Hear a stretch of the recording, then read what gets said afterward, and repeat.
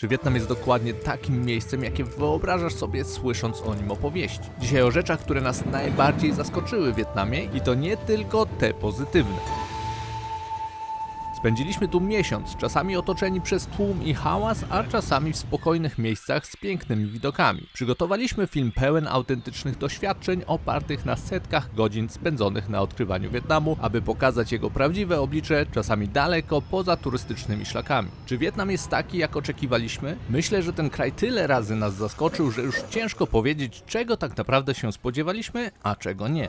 Samemu trzeba sobie ugrillować, pokroić i zjeść pałeczkami. Mniam.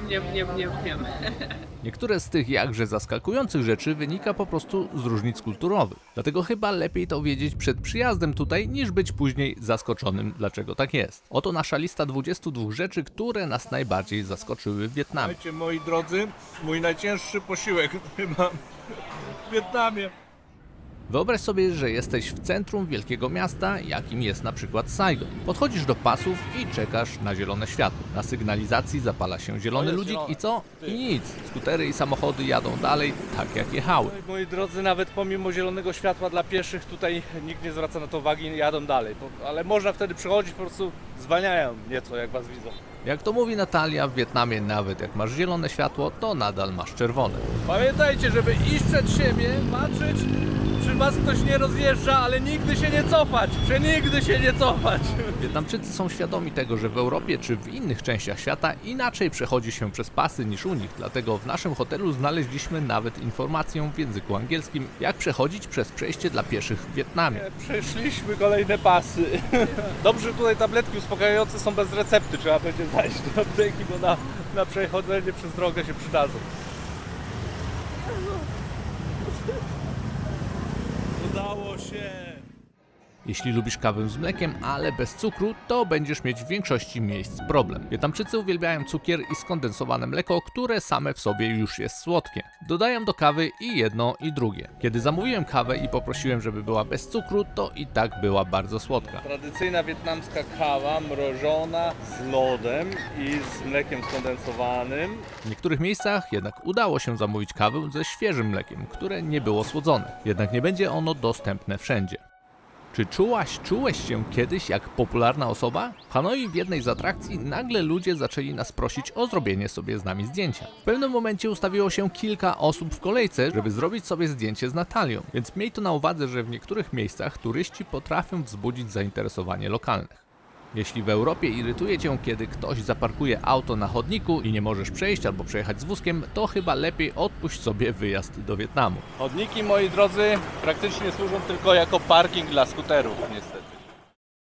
Teraz rzecz, która mnie zaskoczyła dość mocno. Wyobraź sobie, że wchodząc do sklepu sprzedawca może Cię poprosić o ściągnięcie obuwia przy wejściu. Takie coś spotkało nas, kiedy odwiedziliśmy miejscowość Hoi An w centralnym Wietnamie. Moi drodzy, a w sklepie z kosmetykami zakaz wchodzenia w butach.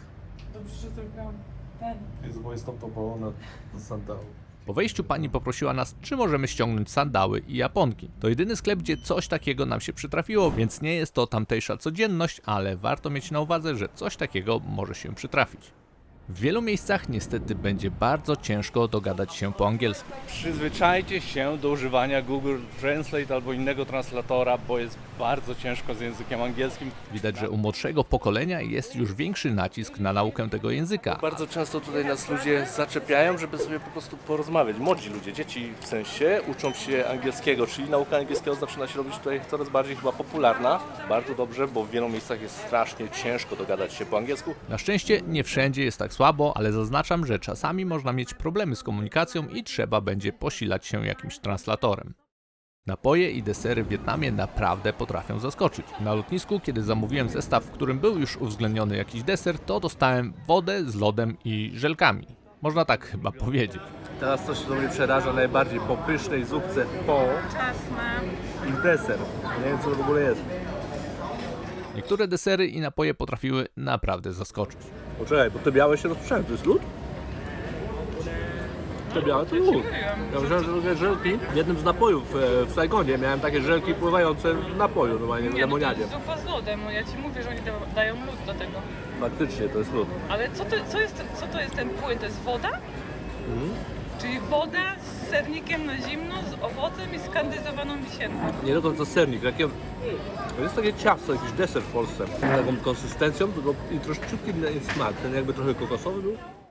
Byliśmy już na naprawdę wielu strefach bezcłowych, ale jeszcze nigdy nic nas tak nie zaskoczyło jak w Wietnamie. Na lotnisku w Wietnamie, moi drodzy, można kupić oczywiście poduszkę pod kark do spania, ale też mrożoną rybę. Nie da się przecież tego ani zjeść na miejscu, a zabranie do samolotu grozi rozmrożeniem. Natalia też wypatrzyła gdzieś świeży czosnek. A tam powstaje oczywiście content na naszego Instagrama, zapraszamy, Szewczyk_travel, zawsze wszystko jest na bieżąco. Jeśli lubisz odwiedzać salony piękności, masażu i tym podobne, to w Wietnamie ceny będą niesamowitym zaskoczeniem. W porównaniu do Polski jest naprawdę bardzo tanio. Musisz jednak przygotować się na to, że czasami ich usługi będą się różnić od tych u nas. Przykładowo, kiedy Natalia poszła zrobić sobie peeling stóp, to w jednym z salonów zrobili go... powiem tylko tyle, że jak pójdziesz na peeling stóp, usiądziesz wygodnie w fotelu, to nie przeraź się, jak pani wyciągnie brzytwę. Bo właśnie takim narzędziem Natalia miała zrobiony raz zabieg peelingu stóp. Ty też nie lubisz, jak ktoś w lokalnej Biedronce, stojąc w kolejce do kasy, pcha się na ciebie, że aż czujesz jego oddech na karku? Przyzwyczaj się, bo w Wietnamie będzie to się zdarzać dość często. W tak zatłoczonych miastach przestrzeń osobista to chyba luksus. Język i sposób komunikacji Wietnamczyków jest bardzo głośny. Czasami można wręcz odnieść wrażenie, że ktoś się ze sobą kłóci, a to jest zwykła rozmowa. Wietnamczycy po prostu rozmawiają głośno. Podobnie jak na przykład Włosi, z tym, że Włosi jeszcze dużo przy tym gestykulują. Jadąc po Wietnamie taksówką, zauważyliśmy, że kierowca miał zapuszczony paznokieć małego palca na długość chyba z 5 cm. Później zobaczyliśmy to jeszcze kilka razy. Zaczęło więc nas interesować, skąd taka moda. Jak udało nam się dowiedzieć, niektórzy mężczyźni zapuszczają sobie taki paznokieć, bo w ten sposób pokazują, że nie muszą pracować fizycznie. To jest takie, można chyba powiedzieć, podkreślenie statusu społecznego. Idąc do banku, na przykład wymienić pieniądze, miej przy sobie paszport albo chociaż zdjęcie paszportu w telefonie. Prawdopodobnie będzie Cię czekało podpisanie jeszcze jakichś dokumentów, także biurokracja, nawet przy sprzedaży kilku dolarów lub euro, będzie całkiem spora. Ale taka ciekawostka, w ogóle gdzieś wyczytałam, że jako ekspaci nie możecie tutaj założyć konta bankowego, czyli musicie trzymać kasę pod materacem. Wow. I wszystko, co zarobione w Wietnamie, zostaje w Wietnamie. Czyli nie wywieziemy pieniędzy tych, co wymieniliśmy? Trzeba wszystko wydać na koszulki. Ona chyba wymyśla tę historię, co? Jeśli masz zamiar odwiedzić w Wietnamie lokalne kawiarnie, bary i jeść street food, to prędzej czy później przyjdzie Ci siedzieć przy malutkim stoliku z jeszcze mniejszym taboretem. Zatem przygotuj się na to ciekawe przeżycie. Zaskakującym smakowo napojem będzie z pewnością kawa z jajkiem, czyli egg coffee. Co musisz spróbować będąc w Wietnamie? Z pewnością jedną z rzeczy jest egg coffee. Jest zrobione z żółtek jajka, z kawy, cukru i mleka skondensowanego. Moi drodzy, egg coffee z fasolą. Cokolwiek to znaczy. Moi drodzy, to doświadczenie w tej kawiarni pokazało mi, jak różne to są światy, czyli nasz i ich.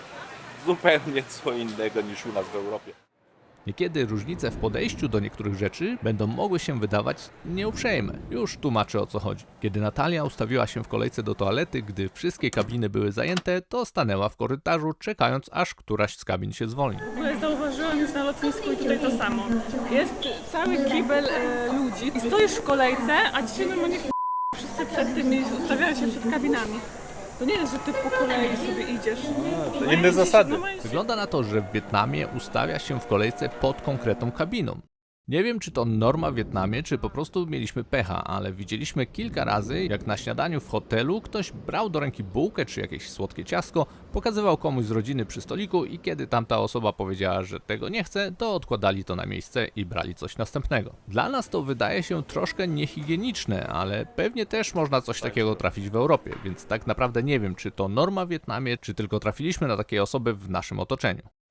Następny punkt to rzecz, która chyba najbardziej mi się nie spodobała w Wietnamie. Pewnego pięknego ranka wybraliśmy się z miejscowości Hoi An na przejażdżkę skuterem. W planach mieliśmy zatrzymać się w miejscu, gdzie organizowane są spływy małymi okrągłymi łódkami, tak zwanymi coconut boat. Kiedy zatrzymaliśmy się na skrzyżowaniu wciąż jakieś pół kilometra od celu, podjechała do nas na skuterze jakaś pani i zaczęła oferować przejażdżkę łodzią. Powiedzieliśmy, że najpierw chcemy się przespacerować, zobaczyć, czy w ogóle chcemy się na taką wycieczkę wybierać i pojechaliśmy dalej. Jednak pani nie dała łatwo za wygraną i jeździła za nami z miejsca na miejsce, przez co nie mieliśmy nawet chwili spokoju w samotności, aby móc spokojnie się przejść i zastanowić.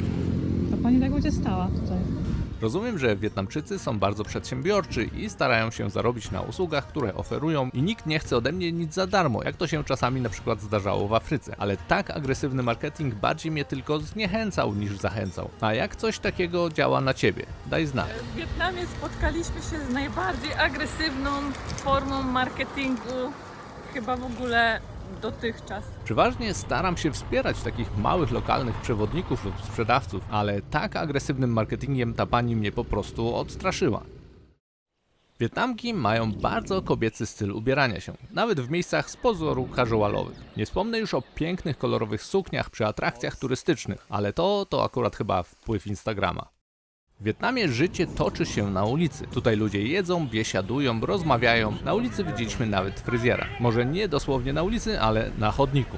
Na samym praktycznie przejściu dla pieszych. To jest mega. Tego jeszcze nie widziałem. Miasta po prostu tętnią życiem do późnych godzin wieczornych.